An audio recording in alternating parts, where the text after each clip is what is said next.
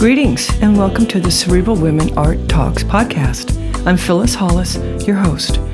As an extension of my Instagram page, Cerebral Women, this podcast offers insights into the visual art world.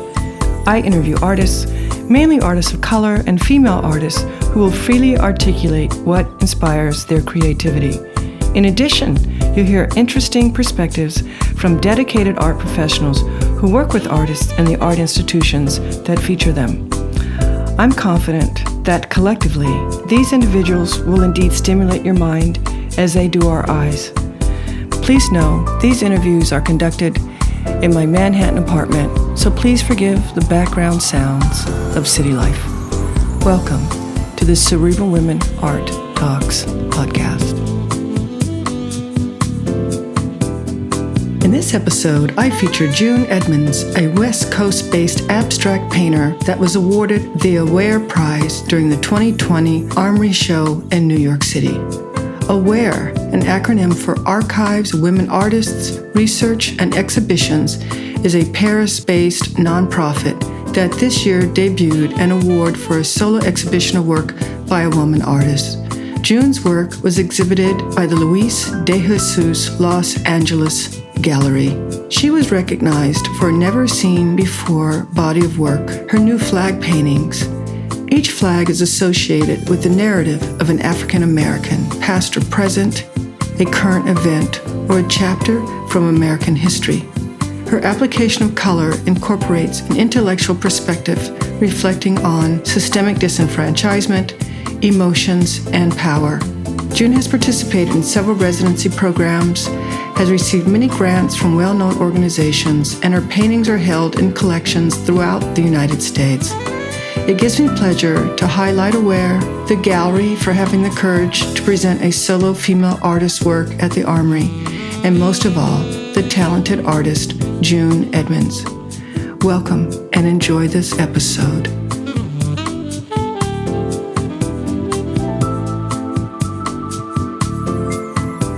June Edmonds, welcome to my podcast. I appreciate you joining me today.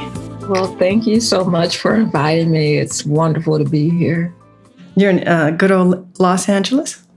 I sure am. Yes, actually in San Pedro, which is a community in Los Angeles, a little bit south, about 20 miles south of Los Angeles. What does it feel like with the virus? Oh, well, it's been a long time now, hasn't it? And so, I miss LA life. Like LA, has such a vibrant sort of art life, and there's just so much to see every single weekend. It was getting even difficult to see everything. There was so much going on in LA. And so all of that coming to a stop is just sort of incredible. It's just incredible. But if you're an artist, you're doing your art, or if you're a teaching artist, you're doing both. So in a lot of ways, life hasn't changed, as far as the workload or the busyness of it, but your surroundings have, and that's getting old for everybody. Yeah, but thank goodness the weather at least is getting better. Right. So I'm excited to interview you for a number of different reasons. First of all, I want to understand who you are as an artist, but also because this year was the first year that there was an award titled AWARE that debuted at the Armory. So you won that award. So I'd love for people to get to know you, what inspired you, and then let's talk about the award. So tell us, how did you, when did you discover that you are indeed an artist? Well, I've always loved art as a child. I always drew and loved it. And my mom, I think if she were born at another time, I think she would have been an artist. She took us to museums, and I didn't have art in school, not a whole lot of it, but she took us to a couple art centers, and we took art lessons there at those places as a young child. So it was nurtured in us if that was our interest, you know. That's good. Any other siblings artists? Well, you know, my sister, I have a brother and a sister. My oldest sister is not at all, you know, and but she really loves it and appreciates it. My brother is a doctor, but he's super creative. Both of his kids are artists. So I do think it's in the family. Runs in the blood. Yes. So you're an abstract artist. Did you ever paint figurative work?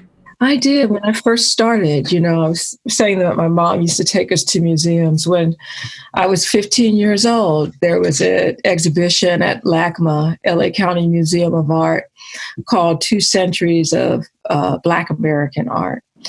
And so that was a huge, huge show. And we had gone to museums before, but I'd never seen images of Black people. So I saw, you know, Charles White artwork in person, you know, for the first time, Archibald Motley, you know, so just seeing figures of people that look like me or look like family members. I mean, that was just really huge. So I went to college and ended up taking art classes and painting classes. And I really couldn't wait to paint Black people, to tell you the truth. So that's exciting. That's great. You know, I had teachers, like great teachers that did so much for me. But one thing that they didn't do was bring any Black art into the classroom. So I was ready to be the one to bring it in the classroom. And did you? I did. Oh, yes, good for you. Absolutely. Yeah. So, you know, I just drew people that were around me. And if you were sitting around me too long, then you would end up on my canvas. So yeah.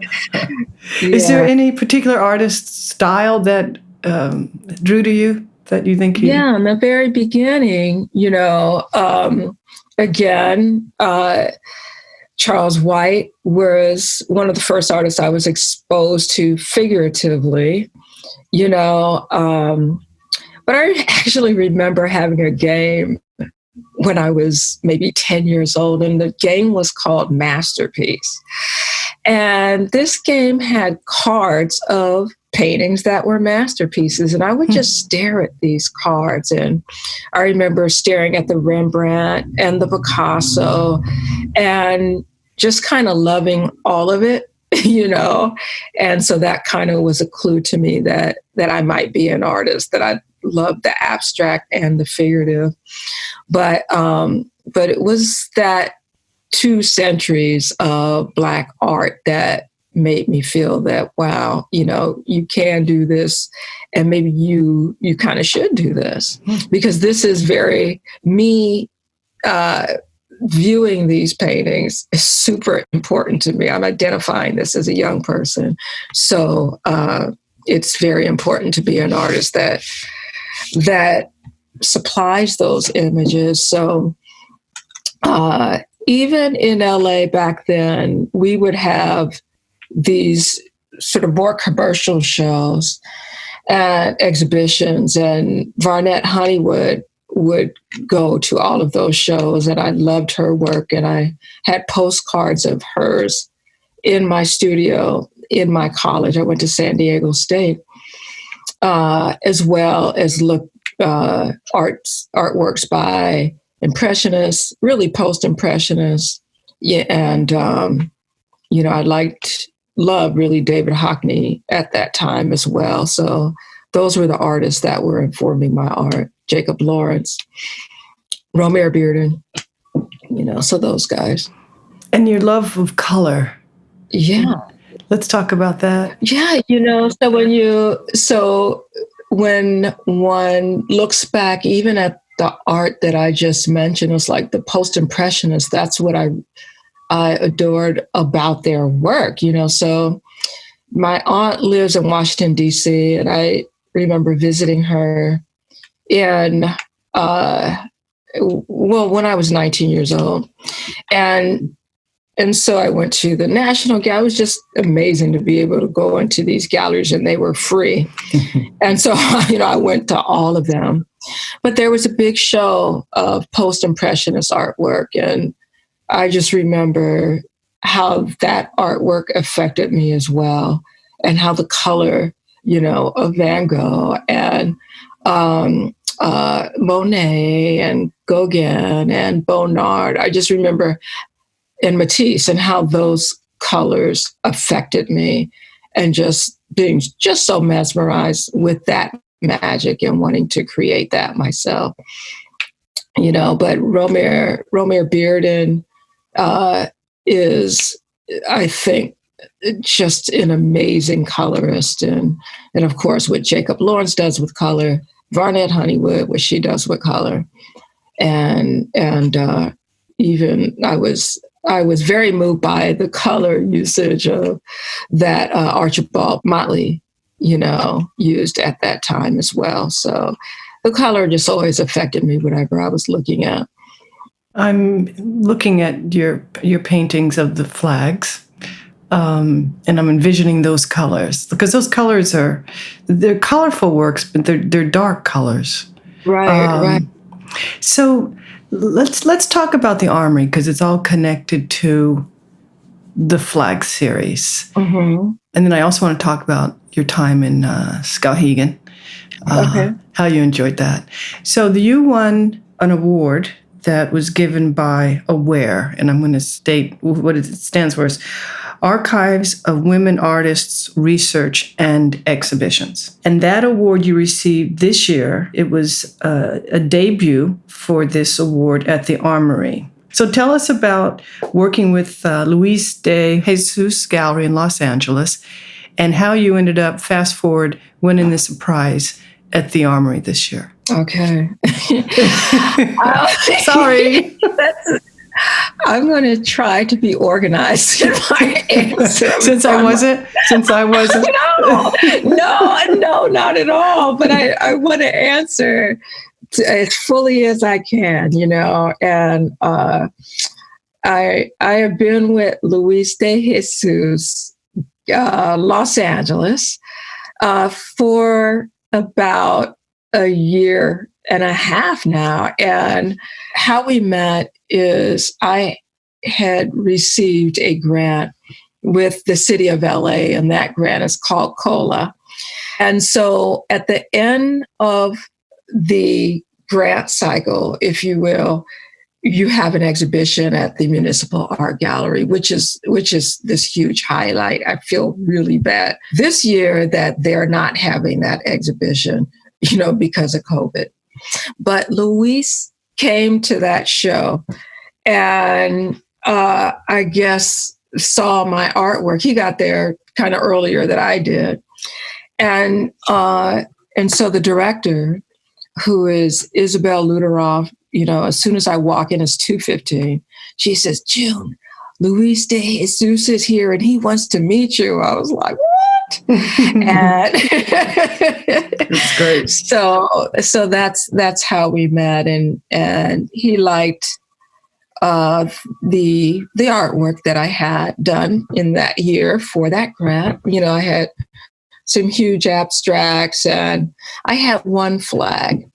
And so I painted that flag super reluctantly, because this idea came to me, and it was so different than what I was doing at the time. I was like, well, should I paint this? Should I wait? Does it work with the other painting I'm doing? And I ended up answering yes to all of those questions. Mm-hmm.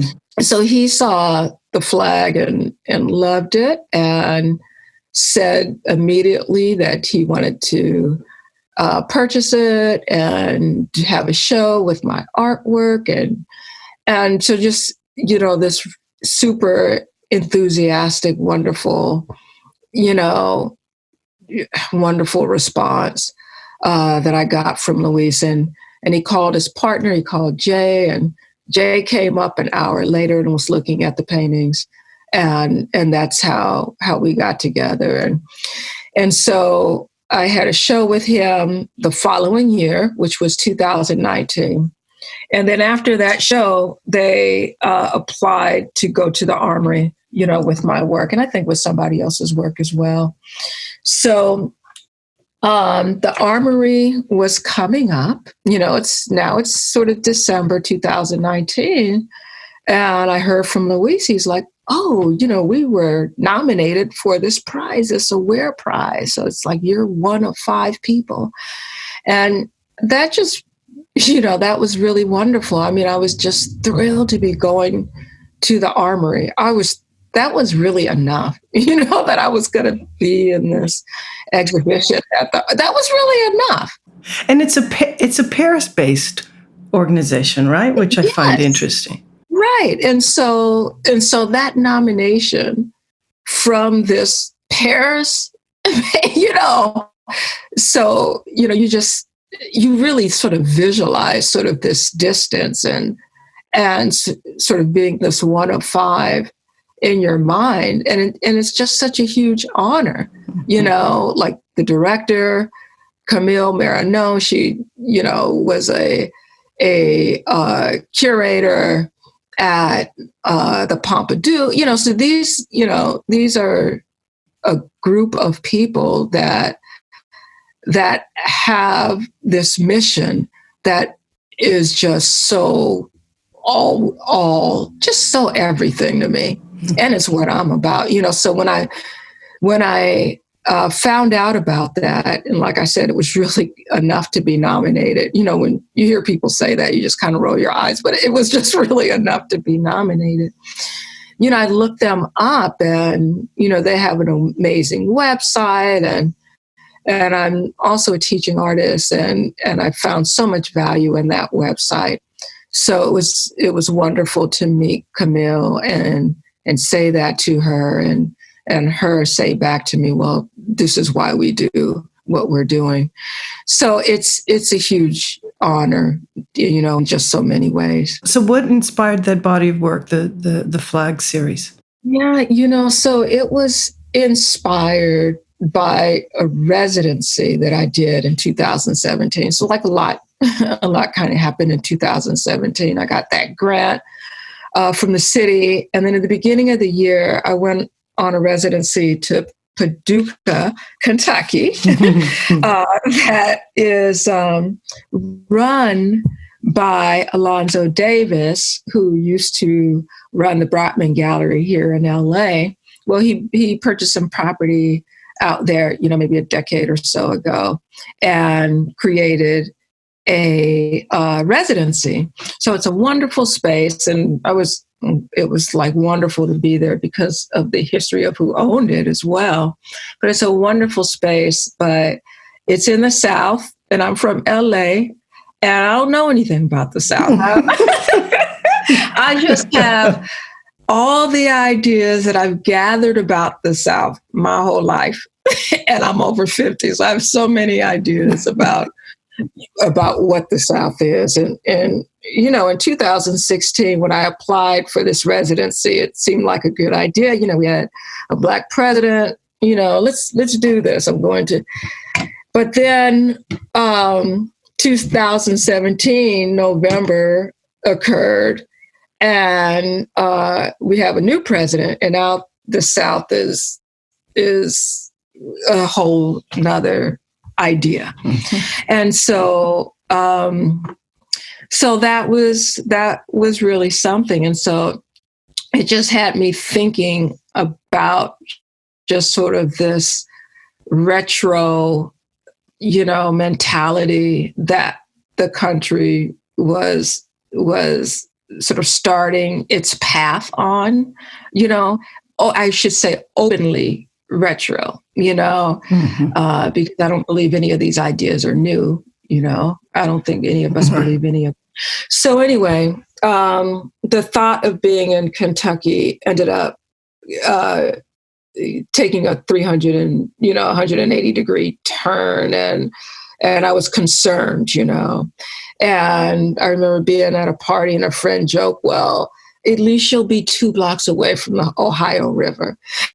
And I was like blocks away from the Ohio River, but it had me just sort of thinking about what the terrain was at like 100 years ago, and what it was like there, actually all that time ago. So I just started really sort of studying that and learned that Margaret Garner, the enslaved woman that Beloved is sort of a fictionalized version of, was in that area in Kentucky. And, so I had always been sort of interested in Reconstruction and, just sort of that period of time of slavery. And I just really sort of delved and studied more about that when I was in Kentucky. So also, I took a road trip and I went to Memphis, Tennessee. And, it's not like here in California. In California, we have interstates just all over the place. You can just walk 10 blocks and hit an interstate. You know what I'm saying? So the freeways in the South, I learned were very different, and they were 2-lane roads, and they went through city, towns, and, stoplights and all that. And so, driving from Paducah to Memphis was about 3 hours. And at one point we were driving on one of these 2-lane highways and looked up a hill and saw a Confederate flag, like as big as my, kitchen and dining room put together, So I just was, alarmed by that, thinking, oh, we cannot have a flat tire, I don't even, we've got to make it to our destination. And so just what, so you just subconsciously, and I feel subconsciously, am thinking about sort of that message, sort of you placing this flag on the top of the hill to communicate what exactly to us, and so it's a patriotism, that collective of people have an agreement on, and an understanding about. So, I think about Barack Obama, when he was first running for president, he and Michelle got so much criticism about them not being, patriot enough, if you will, and so that, I think, is always the first thing that's sort of taken away from African Americans is we're always accused of being non-patriotic. And I just think, if you think about it, African American patriotism is some of the most committed patriotism that ever existed. And we could go back to, antebellum slavery and see so many examples of that. It was African Americans that was calling America to be true to who it says it is, so I just find all of that very ironic. So I think that my mind, was just sort of thinking about this really subconsciously, because at one point I had a dream about flags. I had a dream about Black flags, and somehow I understood them to be American flags, and there were 4 of them, and I just thought that the symbolism was just so evident that I should probably just do a painting about it. And so I did, but I really, the vision was about a series of these flags. So that's how that started. And comment about the titles of the flags. Yeah, so when one thinks about sort of patriotism, and one thinks about people that sort of gave their life for civil rights, for democracy, et cetera. It's a whole lot of people. It's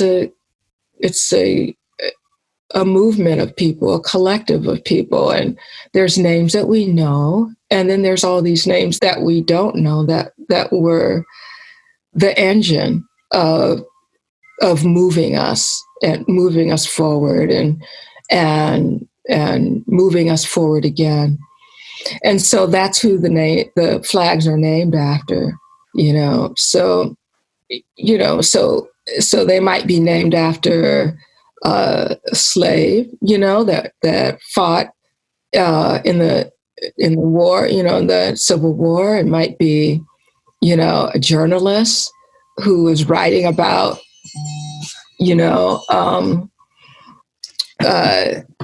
Jim Crow. It might be, a politician. So I have a couple flags that are named. One is unbought and unbossed. So of course we know who that one is for. Touching. And I'm glad to see that you were recognized for that body of work at the Armory. It's great. Thank you. So you spent time. It sounds like you spent a decent amount of time on the East Coast. So Skowhegan. Yes. Share with us what that experience was like. Were you a young adult or a little longer? Older? I was a very young adult. So I had just graduated. So I was sort of in between undergrad and grad school, and so I got a scholarship. So I won that in my undergrad, and so so it was amazing. It was really amazing. So you had a studio, and you shared your studio with 5 or 6 other people, and so our studio was great, and there were resident artists, and a few of the resident artists was an artist by the name of William King. He was a sculptor, a great guy. Jake Bertel, he was out of New York, painter. He was amazing. George McNeil, so some of those guys were the residents. And that year we had a great list of visiting artists as well. We had Louise Nevelson come, we had Frank Stella come, and then we had David Hockney come as well. So when the visiting artists came, what the artists would do, and there were about 60, 65 of us, we would take a painting into the barn. The barn was this big barn. It was a big building, and we all put our paintings up. And so the visiting artists would go around and just sort of critique the work. So one time, it was Frank Stella, who was there. He came up with his red Ferrari, honey. So he was up there. Gave the critique, got in his Ferrari, and went back to New York. And he just spoke really quickly, was super critical, spent about 10 seconds on everybody, basically saying, nope, yep, nope, yep, And so you were just sitting there at the edge of your feet to see if you got his blessing or not, and you most likely didn't. But I got a good comment out of him, so I was very proud of that. Well, that's good. And David Hockney, he was the opposite, where he was just the sweetest guy, and just didn't want to rush, and talk about anybody's work. He didn't want to rush it, out of respect to the artist. But what happened was he only talked to like 3 people, Right. The opposite, right?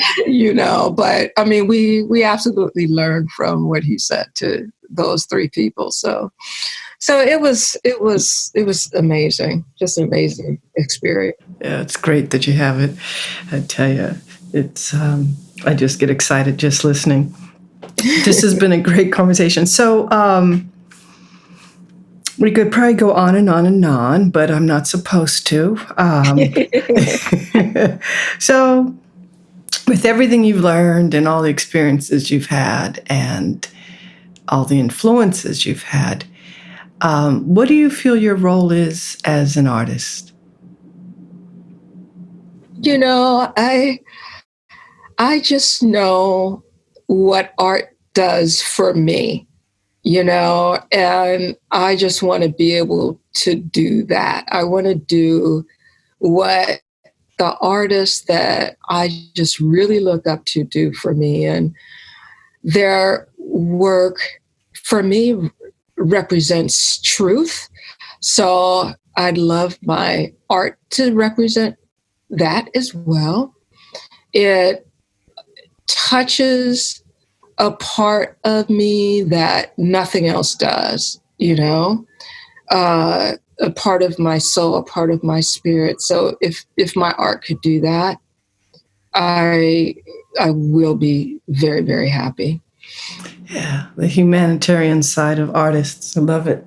Mm-hmm. You guys keep us smiling and thinking and help us keep our sanity. Certainly, you guys certainly are helping me during this period of time, during this lockdown. Oh my God, thank you. Yeah, these artists are seeing me through too. This has been great. Thank you so much, June. I will be posting several links to so readers can review details about you and the award. And I appreciate your time. Stay safe. Thank you so much. And you as well. Stay safe. Thanks. Thank you for listening to Cerebral Women Art Talks podcast. For additional content, please visit cerebralwomen.com and be sure to follow Cerebral Women on Instagram.